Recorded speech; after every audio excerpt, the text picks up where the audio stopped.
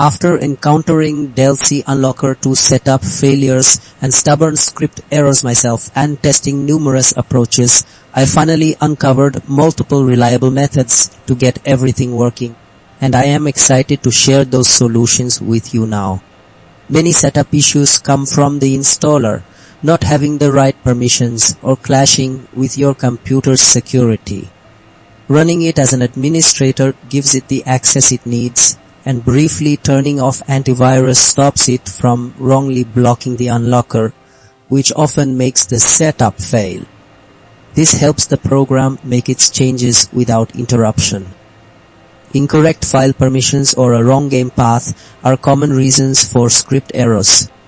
Making sure the Dlc Unlocker can fully control its folder and is in a simple path lets it read and write files correctly, stopping scripts from crashing. Script errors often mean that the unlocker needs updated software parts to run.